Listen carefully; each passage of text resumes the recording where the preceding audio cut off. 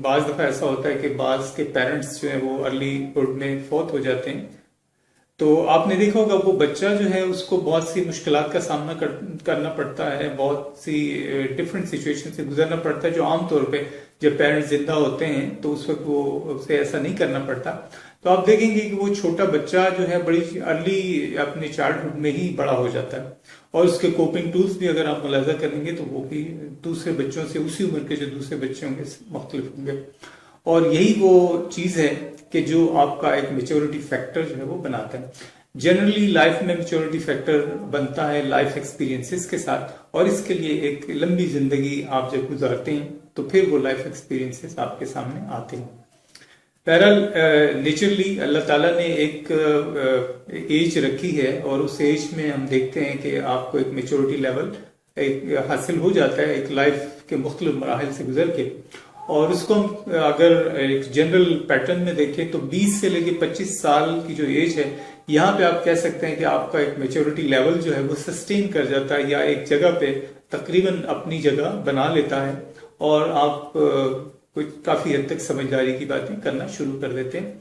और यही वजह कि हमारे यहाँ ये अक्सर जो शादी की जो एज है, क्योंकि शादी भी एक बहुत बड़ा प्रोजेक्ट है लाइफ का, और इसमें आपका मेच्योर होना, आपकी थिंकिंग पैटर्न का बड़ा जो है अच्छे कॉमन सेंस के साथ होना, बड़े लॉजिकल होना बड़ा जरूरी है। तो इस उम्र में आके फिर हम ये समझते हैं कि अभी ये वाली जिम्मेदारी जो है इसको सौंपी जा सकती है।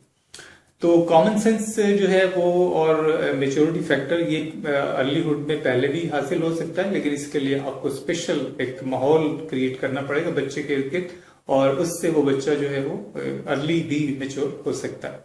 यहाँ पे एक बड़ी इंटरेस्टिंग चीज मैं आपको बताता जाऊं।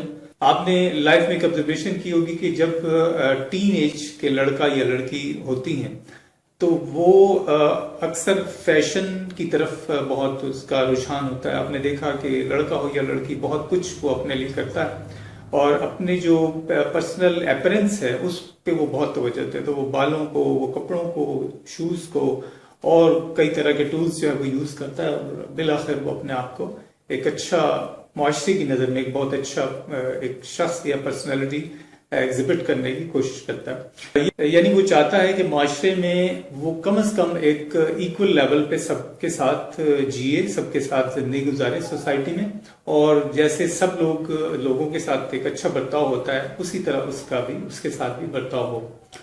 ये जो एक हमारे सबकॉन्शियस में थॉट है, ये हमें मजबूर करती है कि हम कैसे इक्वल हो सकते हैं, मुआशरे में हम कैसे सबके साथ बराबर बराबर चल सकते हैं, और ये हमें बहुत कुछ करने पे मजबूर करती है। ये जो फैशन है असल में सबसे आसान काम अपने, या सबसे सस्ता काम जो है वो अपनी अपीयरेंस को ठीक कर लेना।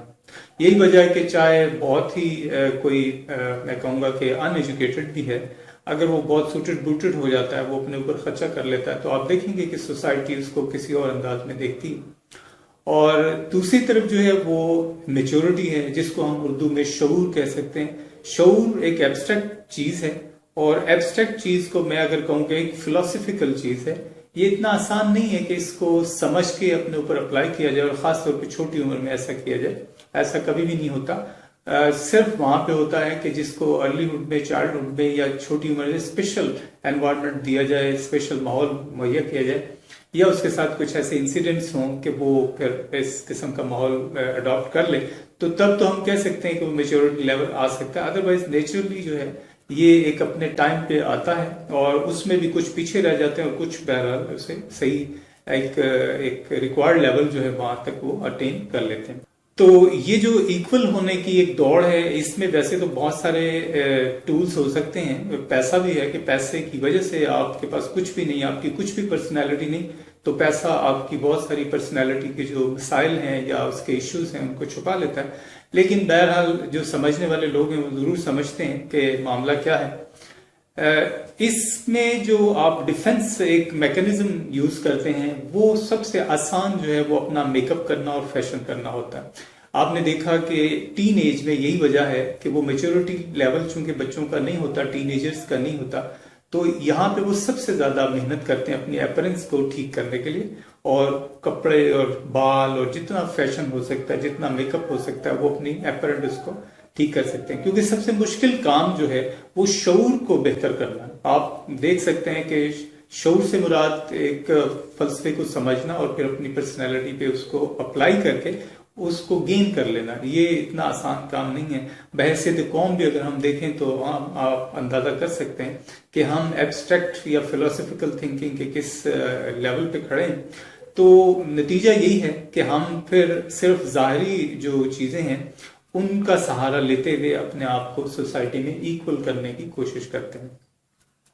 और फिर मजीद आप देखें कि वही लड़का, वही बच्चे जो टीन एज में इतना कुछ करते हैं, जैसे ही वो 30-35 ईयर्स के होते हैं तो वहां पे आप देखेंगे कि फिर उनकी वो जो चीज है, वो जो अपीयरेंस को अपने अच्छा करने का या उसको शार्प करने का जो एक पैटर्न होता है, वो अक्सर आप देखेंगे कि वो यहाँ पे आके माइल्ड हो जाता है या बिल्कुल एक नेचुरल लेवल पे आ जाता है। वो हल्का फुल्का सा अंदाज इख्तियार करता है।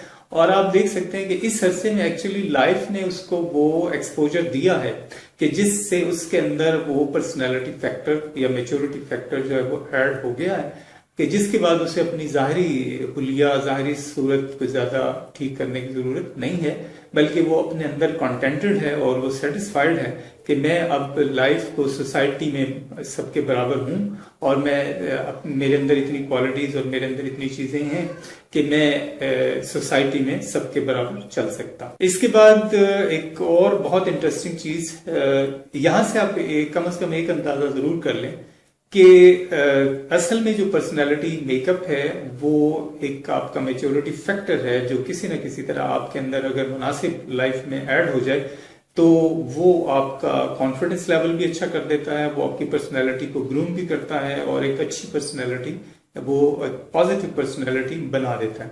यहाँ पे पेरेंट्स के ऊपर बड़ी जिम्मेदारी आती है कि वो इन चीज़ों का ख्याल करते हुए अपने बच्चों के इर्द गिर्द ऐसा माहौल क्रिएट करें कि बच्चों में ये चीज़, इस चीज़ की वो लर्निंग करें और बड़ी जल्दी इन चीज़ों को हासिल करके अपना जो है एक अच्छा पर्सनैलिटी लेवल जो है वो मेकअप कर सकें।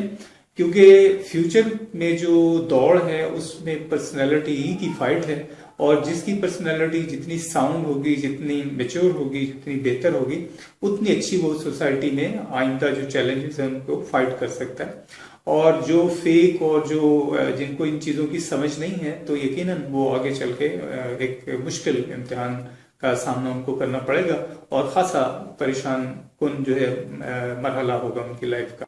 आपने देखा कि ख़वातीन हमेशा बहुत फैशन या बहुत मेकअप करती हैं और वो लगभग सारी उम्र ये चीज़ करती हैं। जैसा कि कुरान में एक दो जगह पे आया कि मर्द को हाकिम मुकर्रर किया गया औरतों पे, और इसी तरह के मर्द जो है वो एक दर्जा जो है आगे हैं औरतों से। इस तरह के जो एक दो जगह पे कुरान के अंदर आई हैं आयतें, तो वहां से अगर हम अखज करना चाहें तो देखें कि वो जो एक मेच्योरिटी फैक्टर है वो बाय डिफॉल्ट पर्सनैलिटी में मर्द की और औरत की जो पर्सनैलिटी है इनमें फर्क है।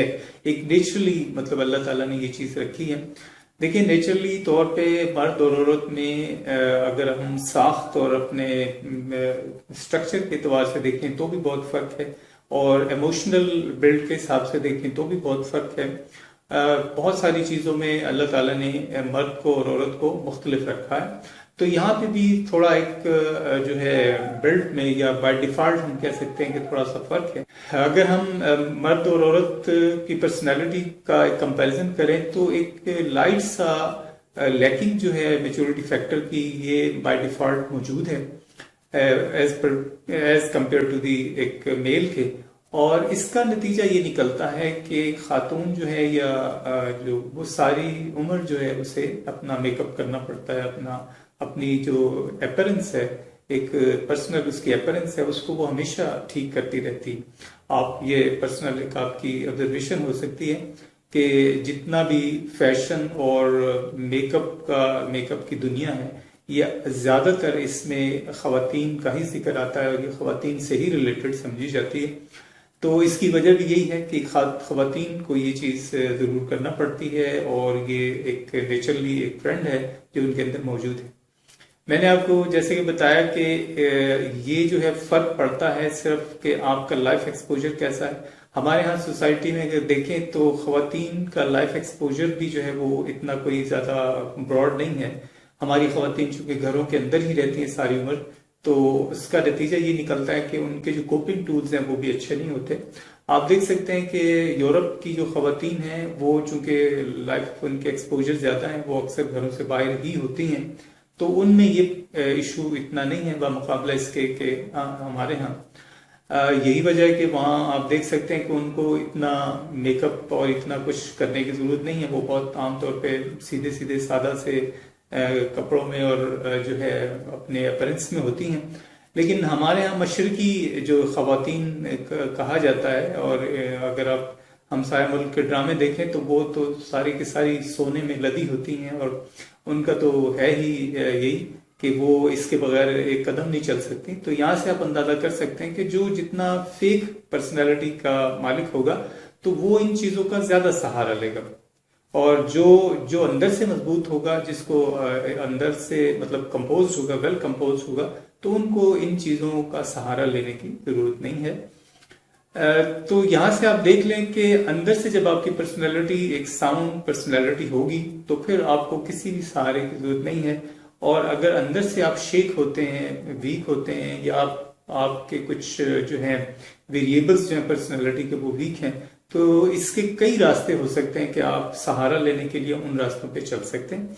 और उनमें से जैसे कि मैंने पहले बताया कि सबसे बड़ा और सबसे जो एक जनरल पैटर्न है वो ये है कि अपने ज़ाहरी हुलिये को अच्छा कर लिया जाए। यही वजह है कि आमतौर पे पर्सनैलिटी बनते बनते बहुत टाइम लगता है, लेकिन जब हम आईएसबी में अपीयर होना चाहते हैं, आईएसबी में जब जाना चाहते हैं, तो वो एक उस टाइम के हिसाब से, यानी आपके एफएससी लेवल के हिसाब से वो एक पर्सनैलिटी डिमांड करते हैं, और असूली तौर पे उसमें जो जो चीज होनी चाहिए वो रिक्वायर करते हैं। और बहुत सारे जो कैंडिडेट्स होते हैं उनमें से अक्सर में ये चीजें नहीं होती।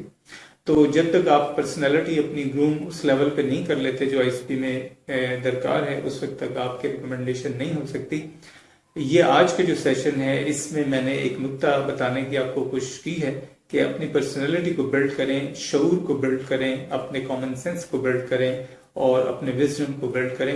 यही वो टूल होंगे कि जब आपको जो है आपकी पर्सनैलिटी जो है वो एक अच्छी पर्सनैलिटी बन जाएगी। और मजीद ये कि आप सोसाइटी में ज्यादा निकलें, सोसाइटी को ज्यादा इंटरेक्ट करें, और इस इंटरेक्शन से आपके अंदर कोपिंग टूल्स आएंगे, ये आपके अंदर एतमाद भी पैदा करेंगे, ये आपको लाइफ एक्सपोजर भी देगा, और यूं आपकी पर्सनैलिटी बहुत तेज रफ्तारी से एक अच्छी ग्रूमिंग की तरफ जाएगी।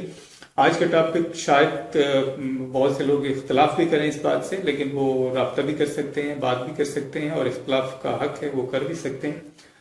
लेकिन ये एक बड़ा फिलोसफिकल पॉइंट है। अगर आपको ये चीज समझ आ जाती है तो इंशाल्लाह ये आपको बहुत कुछ लर्निंग के लिए दे सकता है।